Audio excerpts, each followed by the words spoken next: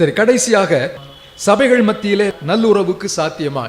முக்கியமாக நமக்கு தெரிந்திருக்க வேண்டியது, ஆண்டவர் ஒரு மனிதனை படைத்தார். உங்களுக்கு தெரியும், ஆதாம் என்கிற மனிதனை படைத்தார். அவனிடமிருந்து தான் அவனுடைய மனைவியை வேறு பிரித்தார். God separated. எப்படி பண்ணார் நமக்கு தெரியாது, ஆனால் வேறு பிரித்தார். மனிதனை படைத்தவரால் அவனிலிருந்து ஒரு மனுஷியை படைப்பது சாத்தியம் அல்லவென்று யாரும் சொல்ல முடியாது. ஆதியாகமத்தில் அவருடைய விலா எலும்பில் இருந்து பிரித்தார் என்று சொல்லப்பட்டிருக்கிறது. வேத பண்டிதர்கள் சொல்லுகிறார்கள், God just separated Eve from Adam அப்படின்றாங்க. ஆடம்ல இருந்து ஏவாளை அவர் வேறு பிரித்தார் என்று சொல்லப்பட்டிருக்கு. அதுக்கப்புறம் அது ஒரு குடும்பமாக மாறியது. குடும்பம் கோத்திரமாக மாறியது. கோத்திரம் குலமாக மாறியது. அதுக்கப்புறம் இனமாக மாறியது. நீங்க இந்த வம்சாவளியை பார்த்தீங்கன்னா, அது நாளாகமத்தின் புத்தகத்தில் வாசித்தாலும் சரி, ஆதியாகமத்தில் வாசித்தாலும் சரி, ஒரு குடும்பத்திலிருந்து வந்தவர்கள் தான் என்ன செய்கிறாங்க. இப்போ ஃபார் எக்ஸாம்பிள் இவர் எடுத்துக்கொள்ளுமே, ஈசாக்கினுடைய பிள்ளைங்க யாரு? யாக்கோபு. ஏசா அப்படின்றார் இல்லையா, ஏசா வந்து நல்லா கலராக இருப்பார். அவரிடமிருந்து பிறந்த கோத்திரம் தான் இடமைட்ஸ்ன்னு சொல்கிறாங்க. ஏதோமியர் என்று தமிழ் பைபிளில் போட்டிருக்கு. ஒவ்வொரு குடும்பத்தில் ஒரு மனிதனிடத்துல தான் என்ன செய்திருக்கு, குலமும் கோத்திரமும் வந்திருக்கு. அப்புறம் இனமாக மாறி இருக்கிறது. சரி, இவங்கெல்லாம் கடைசியில் என்ன பண்ணாங்க, நம்ம எல்லாரும் சேர்ந்து ஒரு கோபுரத்தை கட்டுவோம், ஆண்டவரோட என்ன செய்யலாம், சண்டை போடலான்னு கட்டுறாங்க. அப்போ ஆண்டவர் என்ன பண்ணுறாரு, ஆதியாகமம் 11ஆம் அதிகாரத்தில் பாபேல் என்கிற கோபுரத்தை கட்டுறாங்க. Babel tower is the monument of pride அப்படின்னு சொல்லுவாங்க. மனிதனுடைய அகம்பாவத்துக்கு ஒரு அடையாள சின்னம். ஆண்டவர் என்ன பண்ணார், அவங்கள என் பைபிளில் என்ன போட்டிருக்குன்னா தாறுமாறாக்கிட்டாராம். ஒரே மொழியை பேசலாம். அதுக்கப்புறம் இன்றைக்கி நம்மெல்லாம் பேசுகிறோம்ல, மொழி போர் செய்கிறோம் பார்த்தீங்களா, இந்தி ஒழிக, அவன் மொழியை பேசிட்டு போக வேண்டியதானே. அவனுடைய தாய்மொழி அவனுக்கு சொந்தம். அதை ஒழிப்பதற்கு உங்களுக்கு எனக்கு அதிகாரமே இல்லை. இது இந்தியரை சேர்த்து வைக்குமா பிரித்து வைக்குமா? ஏற்கனவே பிரித்து தான் வச்சிருக்கு. நீ என்னங்க புதுசாக கேள்வி கேட்டீங்கன்னு சொல்வீங்க இல்லையா. மொழி அவரவருடைய தாய்மொழி. வெவ்வேறான நாம் வெவ்வேறு மொழி பேசுகிறோம் என்றாலும் இந்தியராக நாம் ஒன்றாக இருக்கிறோம். அப்படி தானே? அப்போ ஆண்டவர் என்ன செய்தார், பிரித்து வைத்தார். அதோடு முடிஞ்சு போச்சுதா? அடுத்த அதிகாரத்தை நீங்கள் வந்தீங்கன்னா, ஆபிரகாமோடு ஒரு உடன்படிக்கை பண்ணுகிறார். அந்த முதல் 2 வசனங்கள் முக்கியமான வசனங்கள். நான் உன்னை ஆசீர்வதிப்பேன், நீ ஆசீர்வாதமாக இருப்பாயின்னு சொன்னார். இந்த வசனம் தான் இன்னைக்கு சபைகள் எங்கிலும் தவறாக மேற்கோளாக காட்டப்படுகிறது. அவர் சொன்ன ஆசீர்வாதம் என்ன? உன் சந்ததின்னு சொன்னது கர்த்தராக இயேசு கிறிஸ்துவின் சந்ததி குறித்து பேசுகிறார். அதான் ரோமர் எழுதின நிருபம் 4ஆம் அதிகாரத்தில் ஆதாமை பற்றி பேசிவிட்டு விசுவாசிகளின் தகப்பனாகிய ஆபிரகாமை பற்றி 5ஆம் அதிகாரத்தில் பேசுவதற்கு காரணம் என்ன? அவர் முதலாவது வாக்கு பண்ணினார், உன் சந்ததியை பெருக பண்ணுவேன். ஆதாமின் சந்ததி அவர் பெருக பண்ணல. அவர் பேசுவது சந்ததி என்று சொல்லுவது கிறிஸ்துவை குறிக்கிறது. அது உங்களுக்கு தெரிந்திருக்கணும். அது கலாத்தியர்கள் நிருபத்தில் சொல்லப்பட்டிருக்கிறது. அந்த சந்ததி கிறிஸ்துவே அப்படின்னு எழுதுறாரு. 3ஆம் அதிகாரம் 16ஆம் வசனத்தை யாராவது வாசியுங்கள்.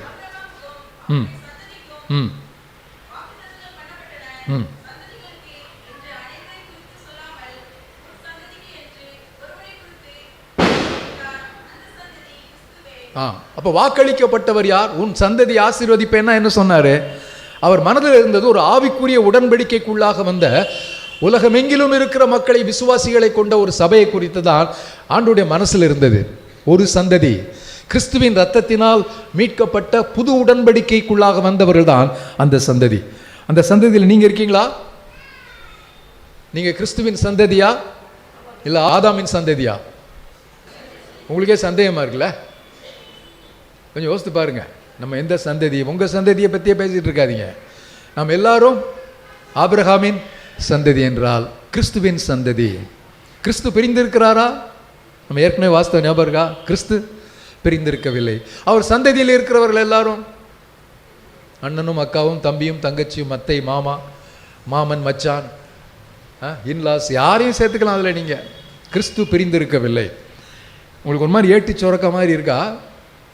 ஆண்டவர் வந்து நடைமுறைப்படுத்தாத ஒன்றை சொல்லுவாரா, நடைமுறைக்கு ஒத்து வருவதை சொல்லுவாரா?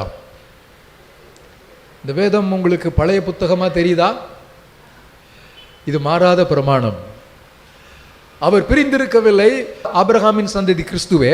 அந்த சந்ததியிலே நானும் நீங்களும் ஒரே சரீரமாக இணைக்கப்பட்டிருக்கோம். அதைத்தான் நான் சொல்ல வரேன்.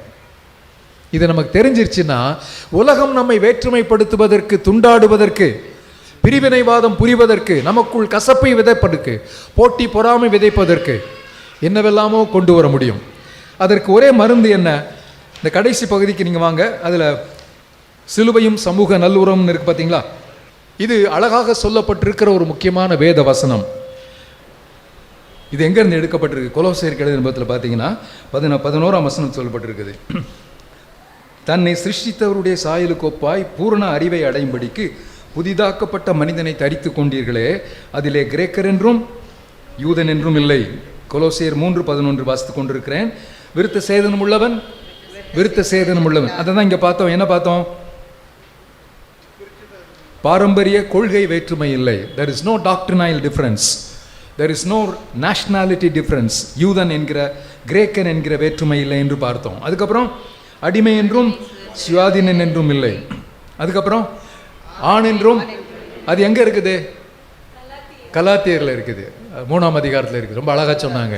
அப்போ ஆண்டவருக்குள்ளாக சபையில் ஏற்றத்தாழ்வுக்கு இடமில்லை. தராதர வேற்றுமைனா பொருளாதார வேற்றுமை. நம்ம ஏற்கனவே சொன்னோம்ல, ஏழை இல்லை பணக்காரன் இல்லை. தராதர வேற்றுமை நிறைய நேரம் பார்க்குறோம். ஏன்னா நம்ம கிறிஸ்துவின் சபையின் அங்கமாக இல்லை. வேற்றுமைகளை ஆழ புதைத்து ஒற்றுமை கரம் கொடுக்கின்ற போது நாம் உண்மையாகவே கிறிஸ்துவின் இரத்தத்தினால் மீட்கப்பட்டவர்கள் என்பதை உலகத்துக்கு நம்ம காட்டுவோம். நம்முடைய சபைக்கு ஒரு நல்ல புதுவாழ்வு வரணும்னா இந்த வேற்றுமைகளை கையாளுவதற்கு நாம் கற்றுக்கொள்ள வேண்டும். வேற்றுமைகளை கொண்டாடாமல் நம்மை ஒற்றுமைப்படுத்துகிறவர்கள். எதெல்லாம் நம்மை ஒற்றுமைப்படுத்தும்னு சொன்னேன்? கிறிஸ்து நம்மை ஒற்றுமைப்படுத்துகிறார். அவரை மகிமைப்படுத்துவது என்பது சபைக்கு அவர் கொடுத்திருக்கிற உன்னதமான நோக்கம். அது நம்மை ஒற்றுமைப்படுத்தும். சுவிசேஷம் நம்மை ஒற்றுமைப்படுத்தும். ஒரே இரத்தத்தினால் அவர் மீட்டு கொண்டார் என்பது சுவிசேஷம். அந்த சுவிசேஷம் நம்மை ஒன்று இணைக்கும். அந்த ஒரே சரீரத்தில் நாம் இணைக்கப்பட்டிருக்கிறோம் என்பது நம்மை ஒற்றுமைப்படுத்தும். அதனால தான் சபையை துண்டாடக்கூடாதுன்னு சொல்கிறோம்.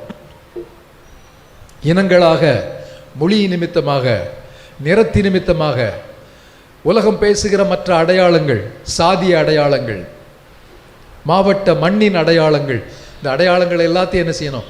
பார்க்கக்கூடாது. நம்ம எல்லாரும் கிறிஸ்துவுக்கு முன்பு சமம் என்கிற சிந்தையை மட்டும் நீங்கள் ஞாபகத்தில் வச்சுக்கோங்க.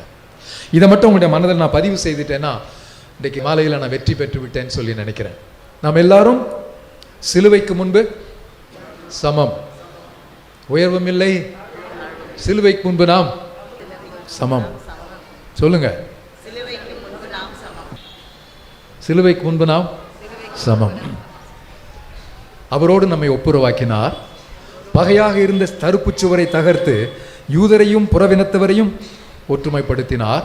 அவரால் மீட்கப்பட்டவர்கள் வரப்போகிற ஆராதனையில் சொல்லுதில்ல, எல்லா தேசத்தை சேர்ந்தவர்கள், எல்லா பாஷைக்காரர்கள், எல்லா மொழி பேசுகிற மக்களும் அவருடைய அந்த முடிவான ஆராதனைக்கு வருவார்களாம். உலகத்தில் 17,000 ஜாதி இருக்குதுங்க. இதில் பெருவாரியான ஜாதி இந்தியாவில் இருக்குங்க. 4,000 ஜாதி இந்தியாவில் இருக்கு. 7,000 மொழி பேசுகிறோம். இந்த 17,000 ஜாதி பின்னணியத்தில் இருந்த மக்களும் பரலோகத்துக்கு வருவாங்க. ஒரு ஜாதி மட்டும் வராது. நல்ல ஞாபகத்தை வச்சுங்க. எல்லா நிறத்தை சேர்ந்தவர்களும் அங்கே வருவார்கள். என்ன மாதிரி? நீல நிறம், என்னை விட இன்னும் டார்க்கஸ்ட் டார்க், நல்ல மஞ்சள் நிறம், அப்புறம் சிகப்பு நிறம், விதவிதமான நிறத்தை சேர்ந்தவர்கள் அங்கே வருவார்கள். எல்லாரும் சேர்ந்து ஆண்டவரை ஆராதிப்பார்கள். அந்த ஆராதனையில் பங்கு பெறுவதற்காக தான் இந்த சபைக்கு நம்ம வர்றோம். அங்கே போய் இருக்கணும்னா வேற்றுமை மத்தியிலே ஒற்றுமையை கொண்டாட நாம் கற்றுக்கொள்ளாவிட்டால் அங்கே நமக்கு இடம் இல்லை. இருக்கீங்களா?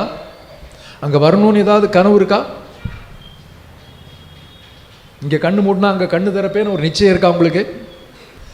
அவரோடு நாம் என்றென்றும் யுக யுகமாய் வாழப்போகிறோம். ஆகினால் நாம் ஒன்றாய் இருக்க வேண்டும் என்று விரும்புகிறார். நமக்காக அவர் விண்ணப்பிக்கிறார். அவருடைய ரத்தத்தை நமக்காகவே சிந்தினார். நாம் சேர்ந்து வாழ வேண்டும் என்றே ஆவியானவரை நம் இதயங்களில் ஊற்றி இருக்கிறார். அவருடைய சரீரமாகிய சபையிலே நமக்கும் ஒரு இடம் கொடுத்திருக்கிறார். இதை கொண்டாடும் போது நாம் ஒன்றாய் இருப்பது சாத்தியம். அல்லேலூயா. தேவாவியால் தூண்டப்பட்டவர் அனலான மக்கள், மீட்பர் இயேசுவின் சிநேகமானவர் அனலான மக்கள், தேவ கட்டளை கீழ்ப்படிந்தவர் அனலான மக்கள், வானளாவிய காட்சி பெற்றவர் அனலான மக்கள். அபாகா அபாகா அபாகா Abaka,